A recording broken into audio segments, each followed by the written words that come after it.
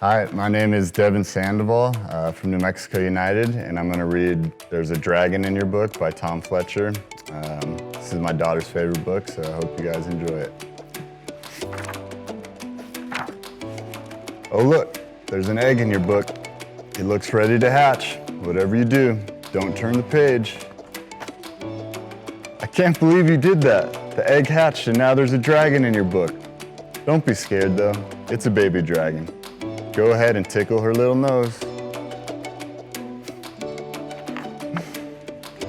Achoo! Oops, the dragon accidentally sneezed the fire in your book. We need to put it out quickly. Help dragon blow out the flame and turn the page. Oh no, your dragon didn't blow out the fire, she blew more fire. Carefully cover the flames by turning the page and tamp it out. That should put them out. It didn't work, they're getting bigger. Don't get too close. If only we could think of a way to put out this fire. That's it. Let's use your imagination to put out the fire. Imagine a great big water balloon right in the middle of the next page. Make sure it's full and ready to pop. Perfect. Now use your finger to pop the balloon and get ready for the splash. Hooray, you put out the fire. Give the dragon a high five. You have a great imagination, and now dragon must be a little hungry. Why don't you use up your imagination again and think up a yummy treat for her? How about a triple scoop of yummy ice-cold chocolate and strawberry ice cream with sprinkles? Wow, that looks delicious. Yum. Well, dragon must be tired after all that adventure. I think it's time for her to fly home. She's probably very full. She's gonna need some help taking off. Flap the book up and down like giant dragon wings. Almost there, keep flapping. There she goes. Wave goodbye to the dragon. Hang on a sec, what's this? Oh look, more eggs. Whatever you do, don't turn the page. Uh-oh, I think it's time to close the book very carefully.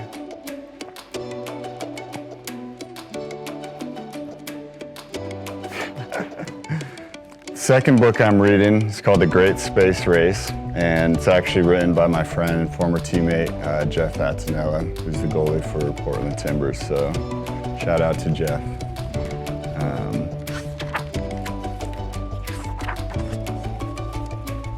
I want to tell you a story, one that I still can't believe. The story of a race long ago, the biggest the world had ever seen.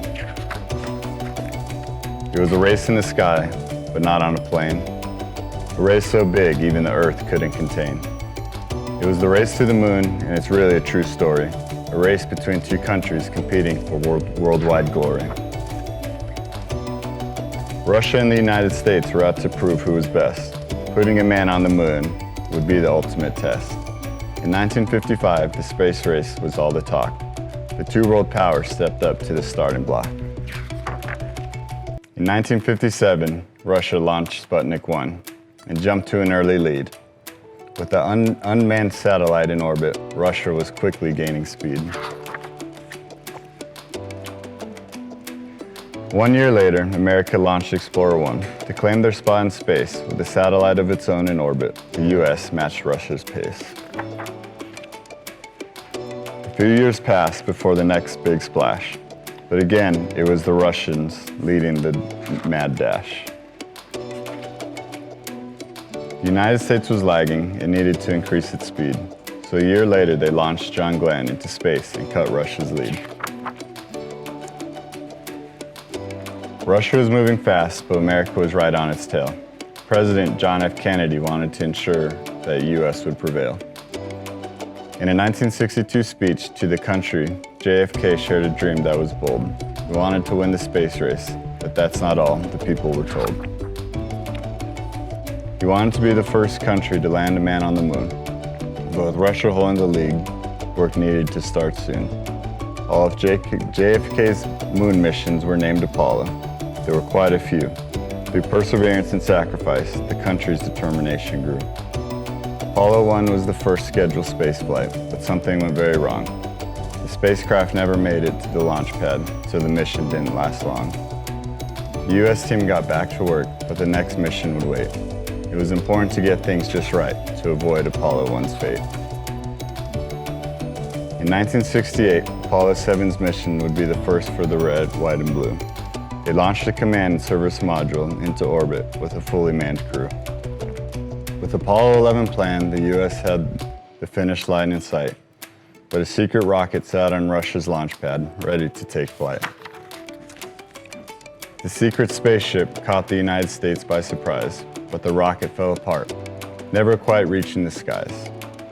That cleared the way for the U.S. to win once and for all, and on July 16, 1969, Apollo 11 answered the call.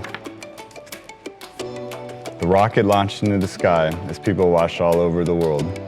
The brave astronauts that day were Michael Collins, Buzz Aldrin, and Neil Armstrong. On July 24th, Apollo 11 reached the moon and touched down. With one stride out of the lunar module, astronaut Neil Armstrong broke new ground. One small step for man, one giant leap for mankind, echoed from space as they planted the American flag on the moon's surface in its rightful place. The world was awestruck and couldn't believe it was true. The possibilities now seemed endless for what the U.S. could do. In a time of racing with Russians to see who was number one, it was the United States making its history and having all the fun. 6 missions in total were considered a success. All but Apollo 13 reached the moon, passing the ultimate test.